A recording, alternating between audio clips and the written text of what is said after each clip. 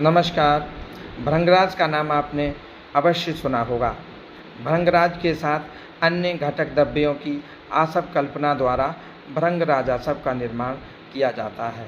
ये एक रसायन औषध है जो कि मुख्यतया रेस्पिरेटरी सिस्टम के विभिन्न विकारों जैसे खांसी, दमा, अस्थमा, सामान्य दौर्बल्यता के साथ साथ ब्लड प्यूरिफायर, स्किन, लीवर की समस्याओं व बालों का झड़ना, जल्दी गिरना, सफ़ेद होना अन्य में विशेष लाभकारी है। इसके घटक द्रव्यों की बात की जाए तो ये मुख्यतया भृंगराज के क्वाथ द्वारा हरड़, जायफल, पिप्पली, लवंग, तेजपत्र, इलायची, नागकेसर व धातुकी पुष्प के संयोजन द्वारा आसव कल्पना द्वारा तैयार किया जाता है।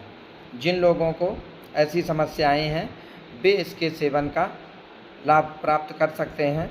इसके लिए आपको उम्र व बलाबल के अनुसार सुबह व शाम 2 से 3 चम्मच की मात्रा समान मात्रा में जल मिलाकर भोजन के बाद सेवन करनी है। ये था भृंगराज के बारे में। जुड़े रहिए हमारे साथ। Thank you for listening.